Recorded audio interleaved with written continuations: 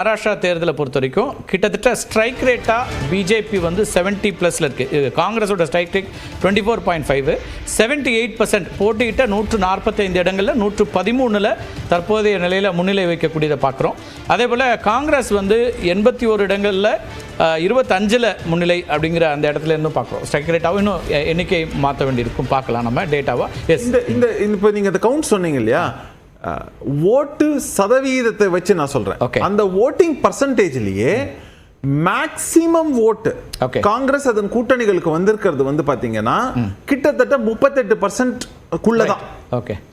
ஆனா minimum percentage பிஜேபியின் கூட்டணி கட்சிகளுக்கு வந்திருக்கிறது 42% மேல, 43% மேல. ஓகே. அங்கே உங்களுக்கு டிஃபரன்ஸ் தெரியுது. சரி, இது வந்து நீங்க அப்படியே டைரக்டா வந்து எல்லா மாவட்டங்களுக்கும் நீங்க அப்ளை பண்ண முடியாது, எல்லா கான்ஸ்டிடியூன்சிக்கும் அப்ளை பண்ண முடியாதுன்னா கூட இண்டிவிஜுவல் இதுல வந்து நீங்க பார்க்கும்போது அதான் மராத்வாடா தவிர நான் சொன்னதுல மராத்வாடால கூட ஓரளவுக்கு எட்ஜ் வந்து அவங்களுக்கு இருக்கிறதுக்கான வாய்ப்பு இருக்கு. பட் மற்ற இடங்கள்ல பாத்தீங்கன்னா பிஜேபிக்கு தெளிவான ஒரு இது வந்து அட்வான்டேஜ்ங்கிறது இருக்கு, அதன் கூட்டணிகளுக்கு இருக்குங்கிறத பாக்குறோம்.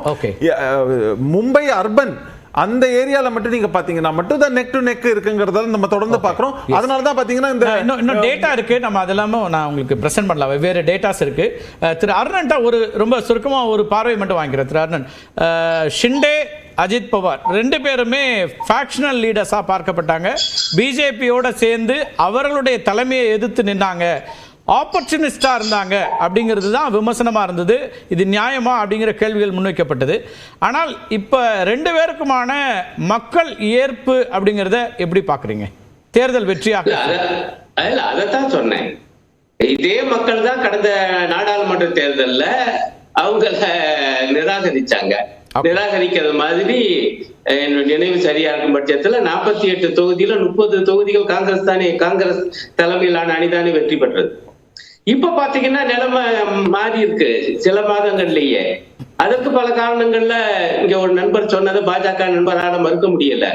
என்னங்க இப்ப 25ஆம் தேதிக்குள்ளேயே அரசு அமைக்கணும், புதிய அரசு. இப்ப ரிசல்ட் வந்து என்னைக்கு சொல்லப்படுது? 23ஆம் தேதி சொல்லப்படுது. ஏன் இந்த தேர்தலை மட்டும் தனிச்சு நடத்தினாங்க?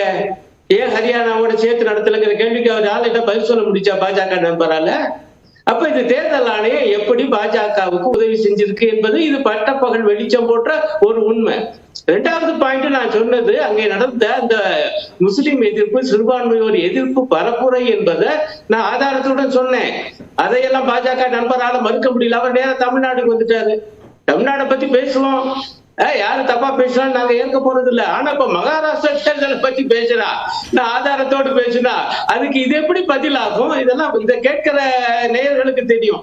இன்னும் கூட சொல்வேன், பிரதமருக்கு வெற்றின்னு இப்ப பாஜக காரு சொல்றாரு. பிரதமருக்கு வெற்றி தான், நான் மறுக்கல. ஏன்னா அவருடைய கட்சி பாஜக அந்த அணிதான் வெற்றி பெற்றிருக்கு மகாராஷ்டிராவில்.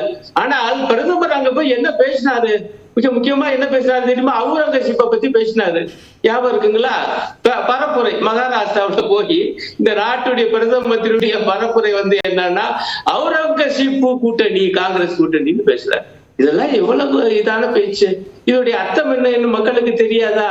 இதைத்தான் நான் குறிப்பிடுறேன். இந்த வெறுப்பு உரை, இந்த பகைமை உணர்வை இந்திய மக்களுக்கு மத்தியிலேயே மதங்களுக்கு இடையே பகைமை ஊட்டுகிற இந்த விஷமத்தனமான பேச்சுக்களை இந்த நாட்டு பிரதம மந்திரியா பேசினாரு. வெற்றி வருதுங்கும் போது அதை எப்படி பாக்குறீங்க? நீங்க விமர்சனங்களை வைக்கிறீங்க, பரப்புரைன்னு எதுவும் அவர் பரப்புரை இப்படி ஈடுபடலாமா அப்படிங்கிற கேள்வி வைக்கிறது போக, தேர்தல் வெற்றிகளாக வரும்போது அதுதானே களத்துல நிற்கும். அதை எப்படி எதிர்கொள்றது? இப்ப நீங்க எப்படி எதிர்கொள்ளுங்க? நீங்க வந்து தேர்தல் வெற்றிக்காக எதுவும் செய்யலாம்னு போனா அது என்ன அரசியல் எனக்கு புரியல. தேர்தல் வெற்றி தாங்க, அதுக்காக நாங்க என்ன வேணாலும் பண்ணுவோம் என்றால் அதன் காரணமாக மக்கள் நெஞ்சிலே விதைக்கப்படுகிற விஷம் அது எவ்வளவு கொடூரமானது!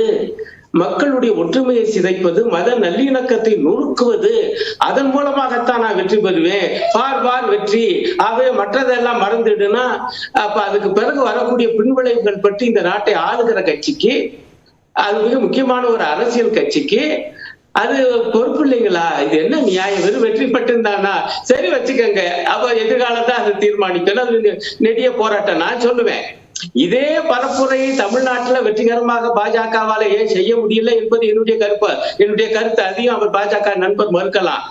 பாஜக இந்துக்களுக்கான கட்சி என சொல்லுகிறது ஒழிய உண்மையில் அது இந்து வெகு மக்களுக்கான கட்சி அல்ல.